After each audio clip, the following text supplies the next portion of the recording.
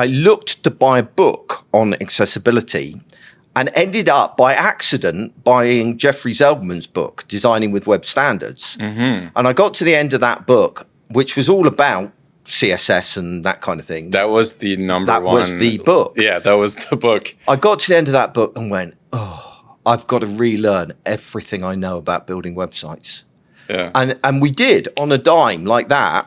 Within probably 6 months, we just dumped tables and started building everything in CSS.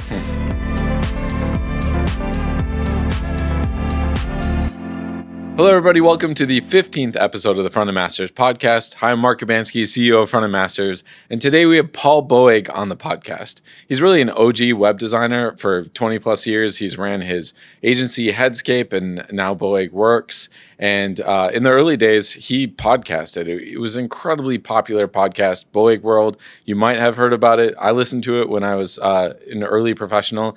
So anyways, we talk about all that and more, and I hope you enjoy the show. Well, Paul, welcome to the podcast. Thank you for having me. Yeah, thanks for joining. So you've been podcasting for quite a while. Yeah, I have. I can't really throw you off because you've been doing this for far too long. Try your hardest, won't work. 2005, I started podcasting. Was it even called podcasting back then? Just about, yeah, because the iPod, do you remember those? Right? Just got released. Well, no, it'd been released for a little while, I think, and they just updated it with podcast support. And so I immediately went to the podcasting thing. I can't even remember what it was. I think it was within iTunes, looking for web design podcasts. And I found a podcast on knitting, but not web design. Really? And it offended me at such a deep level. I thought, no, I've got to podcast. How can you not? You know, when there was nothing else there. And there was a time when my podcasts, this is so funny, were put onto a CD-ROM that went on the front cover of a magazine. Do you remember? It was .NET magazine. Yeah, but .NET before, magazine. Alongside .NET magazine, there was another one called Practical Web Design. And so my podcasts were distributed primarily via CD-ROM. That's how old I am. Yeah, honestly, so when I was in college, I kind of was transitioning into web design. Yeah. Now, from a design perspective. So I loaded up my designs into Dreamweaver. Yeah. And got websites out there. Yeah, it's brilliant. And, we made an actual kind of early agency and that kind of thing. And when I was transitioning to CSS had just come out, and I was trying to figure out table versus CSS layouts, a lot of that's where I came across your podcast. Oh, really? Yeah. That was that moment. I remember what happened, right? I was working at a company at the time, and we were working on a big website for something called the National Trust, which owns huge swathes of Britain. It's a charitable organisation. And they needed a new website, and they said, we've won the project. And then they just said in passing, oh, it needs to be accessible. Can you do that? And to which my response was, oh, yes, of course we can. And I went away going, I don't know how to make anything accessible. This was back in the Dreamweaver days.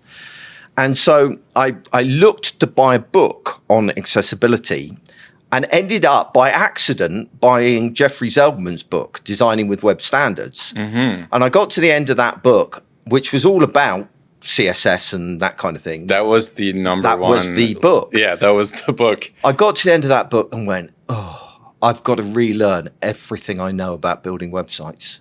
Yeah. And we did on a dime like that. Within probably 6 months, we just dumped tables and started building everything in CSS. But it was quite a demoralizing moment, because I think that was the first point in the industry where I thought, okay, everything I know is out of date. Now, that's happened 4 or 5 times since then, over the years. But that was the first one of going, oh, my word, can I do this? Can I transition completely away?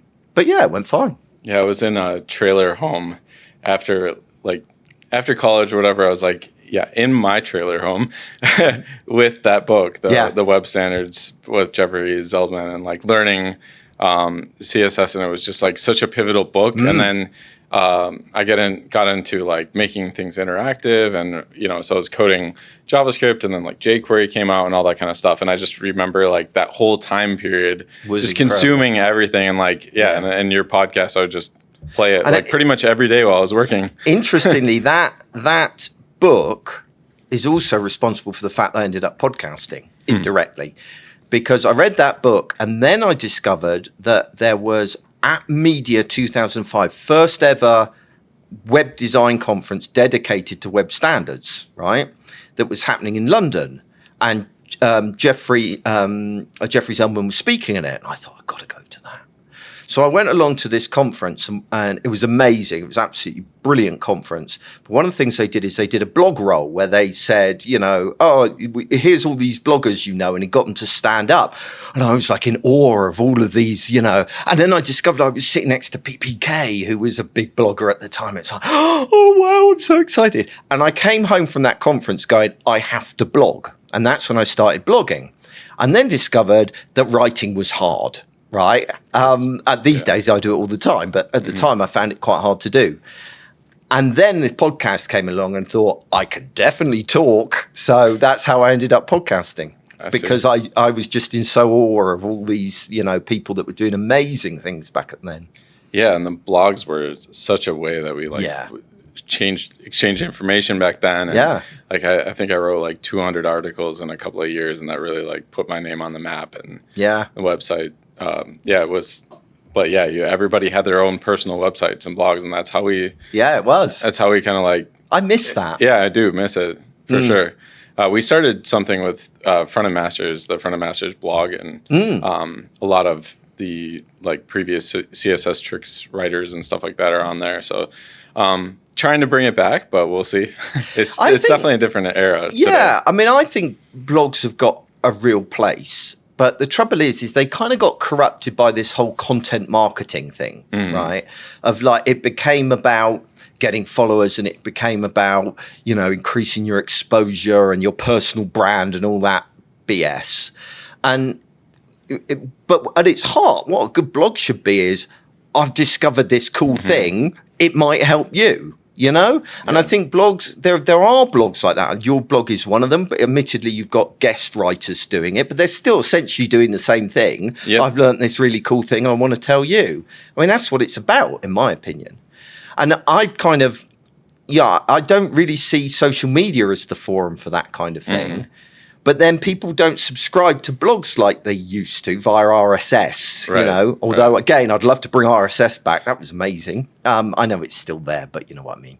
Yeah. So these days, a lot of it, at least in my case, is I get people to subscribe to a newsletter. So I send them out mini blogs once a week, just with a little bit of advice. And that's been really good, because you get feedback that way. Because that's the other thing that used to be so good about blogging is the comments section. I mean, you can't have comment sections now, not unless you want to take your life into your hands. But with a newsletter, you still get that kind of back and forth, which is brilliant. I love it. Yeah, email is kind of the way to go, I think, in a lot of ways. I think so. I mean, it's very boring and old-fashioned in a way. But the thing is, especially in our industry, whether we like it or not, we live in email. Right. So it means you don't have to remember to go to a blog, or you don't miss something that shoots by your timeline on social media. Every email that comes in, you might not read it straight away, but at least you go, oh, there's that thing that's interesting. And then you set it aside and read it when you can, kind of thing. Yeah. We sponsor a lot of the like JavaScript Weekly, CSS Weekly, these kinds of things. Because I think it's a great way to like keep up on the industry. And then we also send out like a monthly newsletter kind of thing, which rounds up a lot of the good articles throughout the industry and that kind of thing. And that's really valuable, because there's so much out there that it is easy to get overwhelmed. One of the most common questions I get asked is, how do you keep up with everything? And the truth is, I just find a very small number of people that I trust to curate everything for me. And if they mention it, then it's probably worth knowing about, So lists like your own is a good example of that. Yeah. So this is an interview style podcast. I'm going to dive into kind of some of your career and stuff. Okay, fair enough. But the first question I have is, are there any special skills that you have that people might not know about? I I noticed this on your sheet earlier. You've read it. You peeked. I did peek. I have no special skills whatsoever, but I think that's a loaded question because I hear you always ask that question. And I think that is just so that you can talk about the fact that you can do a backflip. That's what I think. It's not come up on the podcast very often. He can, by the way. Yes, he can do a backflip. Yes. So, if you want to look at my social media, you can see some backflips. So there you go. It's all about your special skills, really. I've got none. I honestly couldn't think of anything to answer that question. Yeah, you don't like knit, you know, on your weekends. It's really interesting because my wife can do everything, right? She can fix a car. She does crochet. She's one of those kind of jack of all trades. I am highly specialized is the way I like to think of myself. I can do one thing well, and that's it. So I have no special skills beyond, I can create you a good website. Well, it's still a valuable skill to have, so it's kind of gotten you by. Yeah, I managed to blag it for 30 years, so it's working for me. Yeah, so with that, like, where did you go to school then? Or like what? Yeah, of course. When I went to university, it was before the web existed. So I couldn't do a web course. And it's really funny. It's like when we were recording the courses that I'm doing for you guys, there were people in the audience who had got masters in user experience and product design. And I'm standing there teaching going, I don't have any qualifications. It's quite intimidating in a weird kind of way. So I studied art, media, and design, which was mainly around graphic design, you know. And even then, I mean, I did a year's placement where we were using Letraset. Do you even know what Letraset is? No, I don't. So before I'm so old. Before desktop publishing was common and there were computers everywhere, if you wanted to, say, mock up a flyer or something like that, you would have transfer letters in different typefaces. You'd get sheets of them that were all of the letters of the alphabet in whatever typeface you wanted and whatever size you wanted. And you would literally rub them off on the design in all the individual letters. And then that would go off to print. Wow. And so that's used to be how we worked before computers. Wow. So yes, that's what I learned. But it was why my course was useless, right? It was a useless course. I had I remember one of my first lectures was on not the course that you taught, but the course that you learned from. You felt a need to clarify that before everybody unsubscribes from Frontend Masters. No, my university course. I think my first lecture was on something like, it was weird hippie crap. It was terrible course. But it landed me my year's placement at IBM. Which was just a little post-it note that was stuck on the board in the studio, you know, that they're looking for people. And I did a year's placement with IBM, and it was while I was there working on the first ever multimedia PCs that IBM did. So you might not know what a multimedia PC is. It's a PC with a CD-ROM and a sound card. Blows you away, doesn't it? I do remember they had like the encyclopedia, in like CD form, that's how I learned a bunch of stuff. It was and great. It was actually very useful for you, when the early days of broadband came along, and I was trying to we were trying to stream video online, and it was really bad. I mean, now we can stream 4K, but for a while it was really. And I went back to my CD-ROM days because the old CD-ROMs were so slow that the largest video that you could run without it stuttering was 160 pixels by 120, and it could only be a talking head, and you couldn't have the background as red because red didn't compress well, and so all kinds of weird things like that. Anyway, towards the end of that year, they started getting asked, can you do this web thing, right? And of course, everybody looked at it, and it was grey background, centered text, you know, no table-based design even then. And so all of the designers looked at it, turned their nose up at it, so they gave it to the student, which was me. And that's how I got into the web. So there you go. That's very cool. And you were there for like a couple of years or something like that? Yeah, I spent 3 years with IBM before I realized I did not fit a corporate job. And so I got a job I then got a job with the .com company. Do you remember the .com bubble?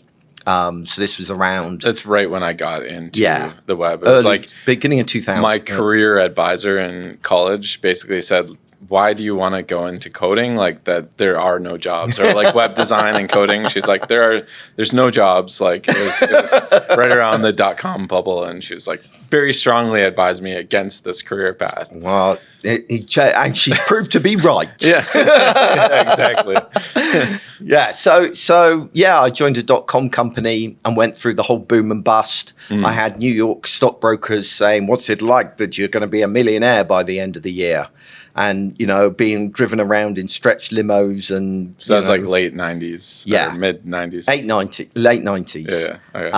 And that was the first time I came to the States, was actually on preparing for an IPO, where this young 20-something lad was being driven around the States in stretch limos going, what's going on? I don't know what's happening. But I never actually believed any of it. And sure enough, 2 years later, I was out of a job.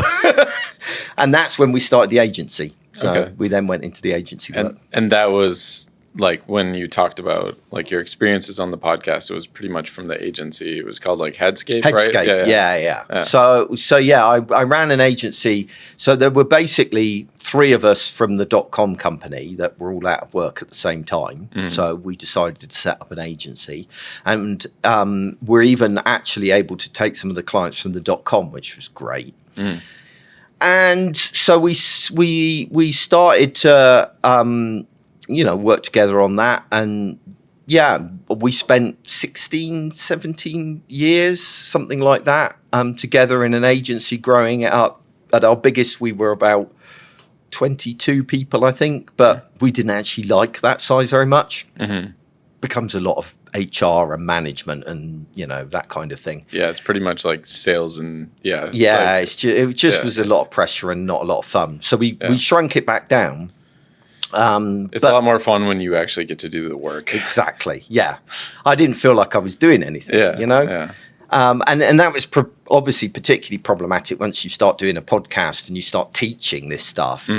It's horrible to be a teacher but not actually doing the work as well, because you feel a fraud that way. Because you kind of are a fraud. Well, you kind of are. Yeah. It's like you're not actually doing it. So we did that for 16 years. And they're still going. The agency's still going, and Marcus and Chris are still running it.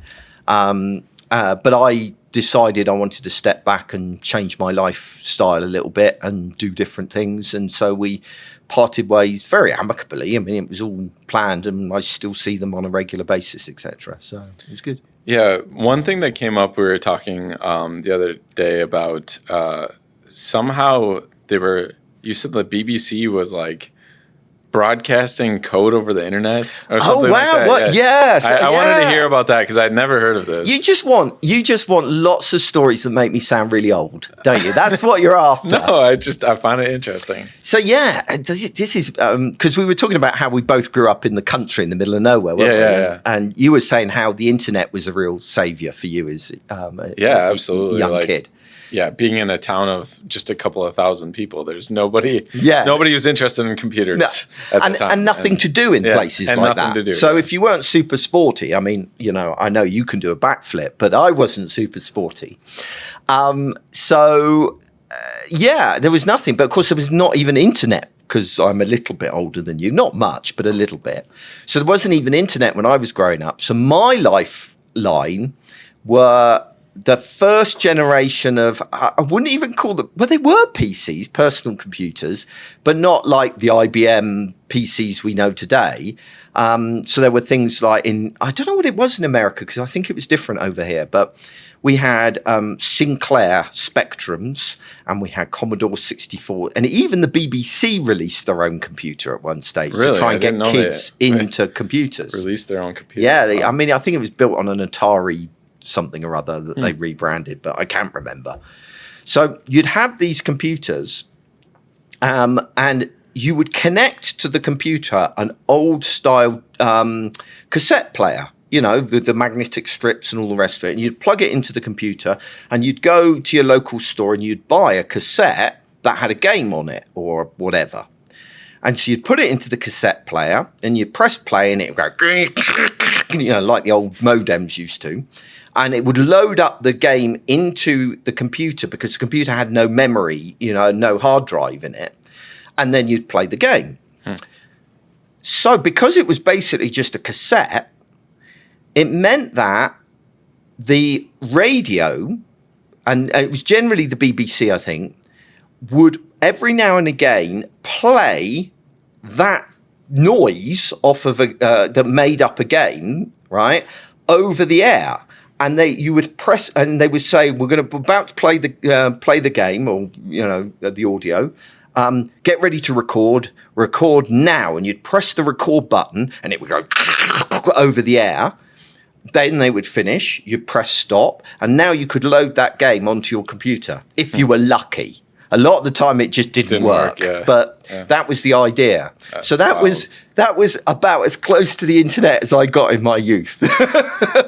That's so wild. I mean, it reminds me of like when we would make mixtapes of cassettes, and like if we wanted certain songs in a certain order, you would have to like record it over the hit record right when it comes on the radio, and then like I remember that. Like, and then you'd have to like wind it.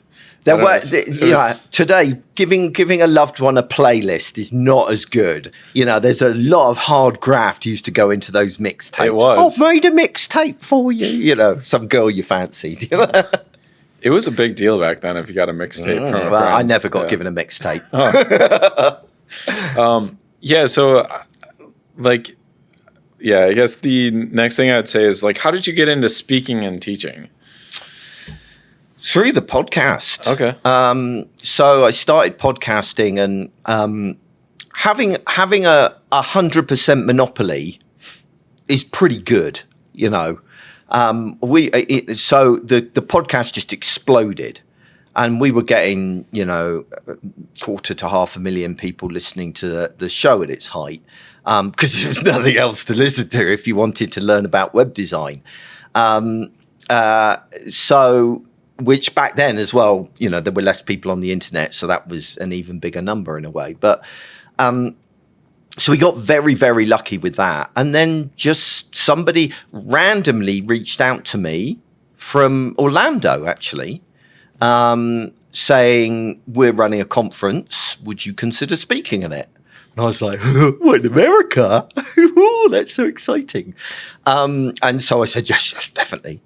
And I came over here and I met an amazing group of people. And that was when I really started to become a bit more a part of the community. And a lot of lovely people took me under their wing and encouraged me. And it kind of just grew organically. And at its height, I think the biggest thing I ever did was at South by Southwest, when that was not what it is now. Where I filled one of the big auditoriums, and just after one of my books had come out, and that was the real buzz. But actually, the type of speaking I most like doing is the stuff I'm doing with you, the workshops. Doing keynotes are great; you get a big audience, and it massages your ego a bit. But the real fun stuff is where you get to spend a day chatting with people, answering their questions, digging into the challenges they face, and really making a difference. 'Cause it's so satisfying. I love it. Yeah, that was a bit of my journey too with speaking at conferences. It's like you can only give like a little snippet.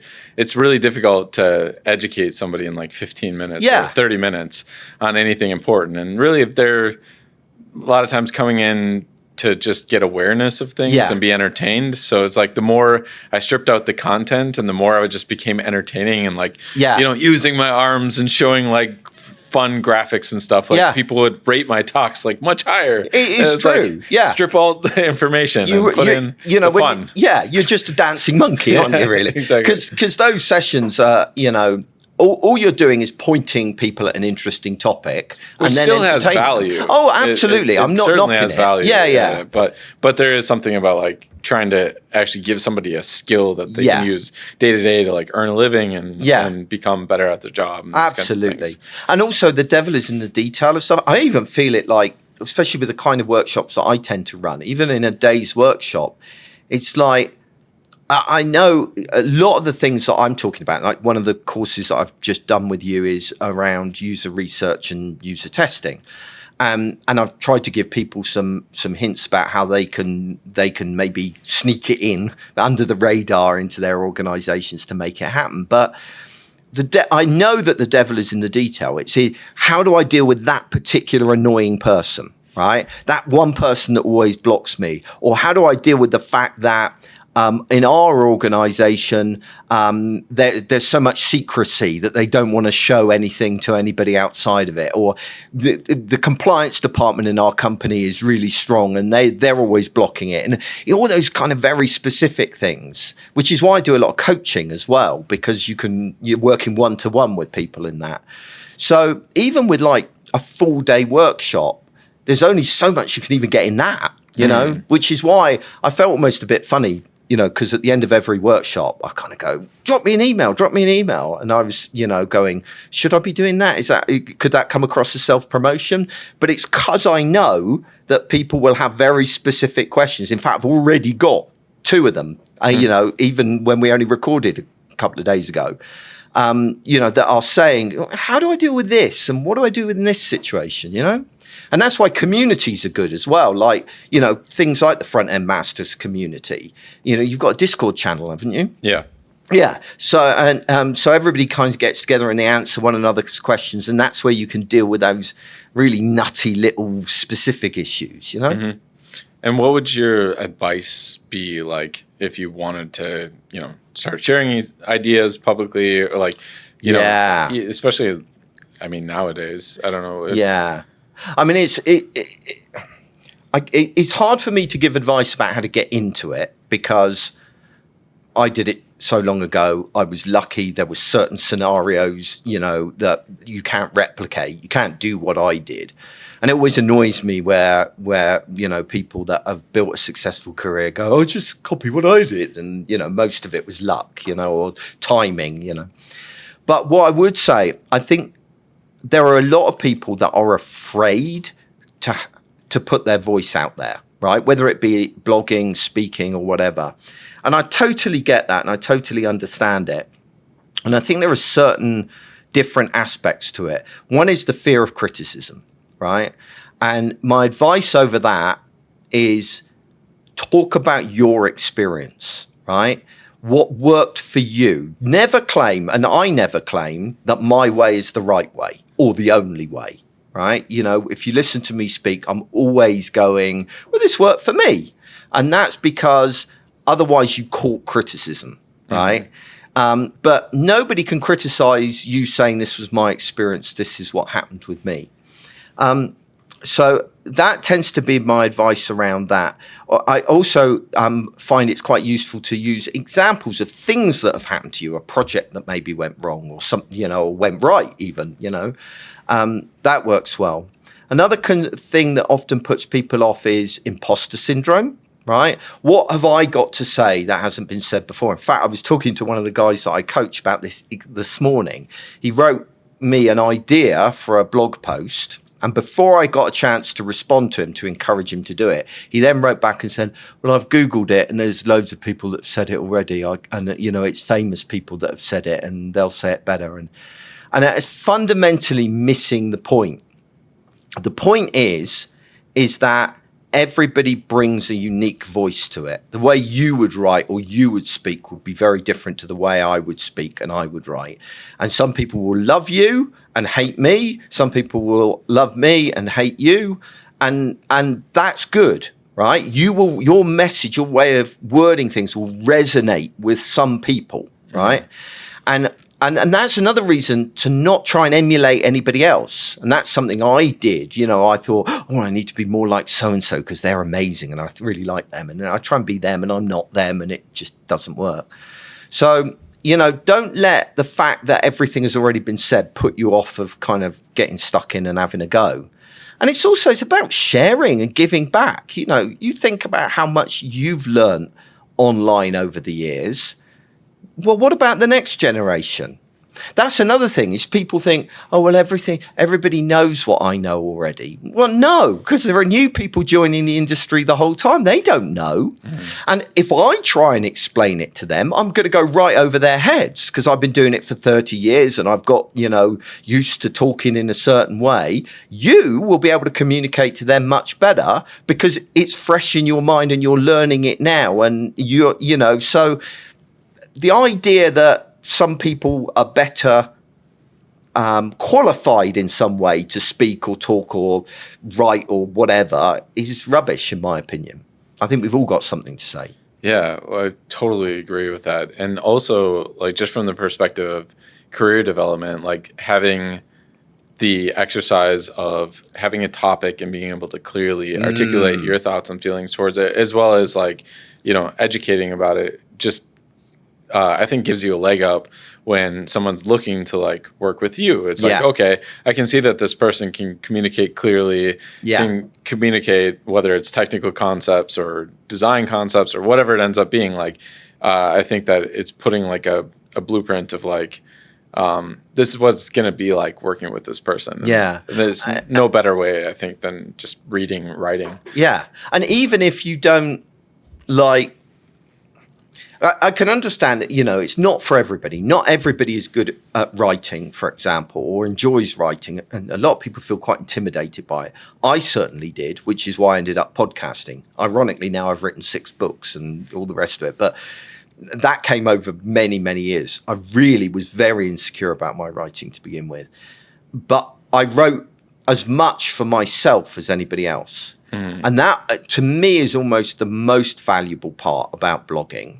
Right, is writing for yourself, and there's two aspects to that. One is through the process of trying to explain something, you understand something. I think there's probably an Einstein quote for that. It feels like the kind of thing that would be an Einstein quote. So that is incredibly valuable, even if nobody else ever sees it. Is incredibly valuable to you. Also, if you do it long enough, like I have, I've now got this massive repository of my thinking from 2005 till today of every subject I have ever encountered. And that's incredibly valuable because I can go back into that and sometimes just remind myself what I'm supposed to know on the subject because, I forget. But also to challenge myself with, well, what did I used to think? And you begin to realize that all those things that you hold as, yes, this is the way to do things. When you look at those 10 years later, you go, oh, what was I thinking? So it's quite humbling as well. And you kind of, I think it develops you as a person. As well. So I love it. I think it's massively valuable. Yeah, I think that's probably one of my biggest career regrets is I stopped writing around 2010. So I wrote like 200 plus articles in I think like 3 or 4 years. Yeah. And, I look back at them and I'm like, this is actually some legit stuff that kind of like they're philosophies that I hold to this day that have kind of served me throughout the decades of my career. And it's like, had I been continuing to write through all those evolutions, I could have seen, more of that. And it's like starting a diary and then stopping it for a while. It's a shame, really, isn't it? That you miss out on that. Yeah. I even started a podcast back then and would get a ton of views and all that kind of stuff. But it's, you have to do what you do. I started having kids and life changes. Life changes for sure. It does. And I mean, same with me is we made the decision to stop the Boagworld show, and often I've regretted that. But you just got to move forward and do what's next. Exactly. Always what's next. Yeah. Created a company. It worked out. Yeah, you're doing all right for yourself. Yeah, exactly. So then, like, do you have any like things on the horizon that you're excited about, career-wise, or it could be personal? I'm about to relaunch my website, which I'm excited about, but nobody else will notice the difference. Just all we've done is recode it. That's it. It looks pretty much identical. But did you do any of the coding, or is it your agency? I didn't anymore. Okay. No, I've got. There's a guy called Ben who is an amazing freelancer. I work with. I could have, and it hurt me deeply not to. It really hurt me because I normally code my own stuff. So did you do most of your coding in that like web standards days? Yeah. Oh yes. Yeah. All of it back then. Yeah. As the agency grew, I did less because obviously, but I would always try and do my own stuff. I would do, and I tried to keep my hand in. But the industry has become so big and so complicated now. You can't do everything anymore. It used to be you could do everything. Yeah. That is not possible anymore. Yeah, I kind of want to take this on a tangent real quick. Fine. So, yeah, of course. Do you think the word web standards means anything these days, or is it just completely? I think it should and could, but I don't think it does. I think there's still value in web standards, not obviously around CSS and HTML and JavaScript, although some of the principles of web standards have been lost, right? For example, and this will get me in trouble. I know it will, and it makes me sound old. But that separation of content from design, from behavior, and that CSS is for design and JavaScript is for behavior, and I think there is still some value in that. I'm not a purist by any means, but I do worry sometimes about some of the kind of frameworks and tools that we layer on, and it layers on complexity and stuff like that. But I'm a pragmatist, and you just need to get the work done. So there's some messages in there. The big one round is around accessibility. However, I think web standards always argued for accessibility built in from scratch, and I felt that got lost along the way. And that still is massively important. When you talk about that, like separation of concerns, I think like from an application perspective, it doesn't make as much sense when it comes to like, there's a reason why the industry kind of moved to like components and all these kinds of things. But when it comes to, I think what we lost is like websites itself, like when people try to apply those app patterns to websites, then it's clearly like websites end up slow and horrible. And that's why I think a lot of the web sucks today is because it's just like so like buggy and that kind of thing. Yeah, it's almost like a sledgehammer to crack a nut. An informational website is quite a simple thing, really. Yeah. It doesn't need a big, framework or library to make it work. And there's new approaches. I think like Astro is one where it's just like basically there's no behavior out of the gate. It's just pure like content. So I think from that perspective, like you know a lot more about this than I do. To be honest, it's not really my area. That's fine, but the thinking about the content first. I think that's what you're getting at. It is really. And that is not just from a technical angle. It's even from a design angle. I mean, one of the things that I've been asked multiple times since I've been here doing this is, how do you do testing when you don't have the content, right? Well, you don't. The content is the starting point, especially with obviously a more traditional website. Web apps, a whole different thing. But when it comes to a website, it's all about the content. Nothing else matters. And to this day, it still blows my mind that companies will spend a fortune on branding. They'll spend a fortune on their content management system, and they won't spend a penny on the content that goes into it. What are websites if they're not content? So that blows my mind. But there you go. Yeah. And I guess on the personal side, like, do you have any like crazy bucket list things? Or my life is a constant bucket list. I'm one of those people. Well, look, the main reason why I stepped back from running an agency was because I wanted to build a life where I could just travel the whole time. We've been talking about this over the last few days, and I'm now at the stage where I spend about 3 months at home in the UK, and then 3 months over here traveling around in an RV. Okay. And we own an RV out here, and I've got Starlink, and off we go, and boondock in the middle of nowhere. And so I've been working through a never-ending list of national parks and monuments and things that I want to see over here. And that's just in North America. Then there's all the things in the rest of the world I want to see. I can't die until I'm at least 100. I've got too much to do. So, I've ticked off a few. I got to swim with whale sharks. That was a big one for me. But I still need to see a live volcano. I nearly flew out to Iceland recently because they have one. I want to go and see a volcano.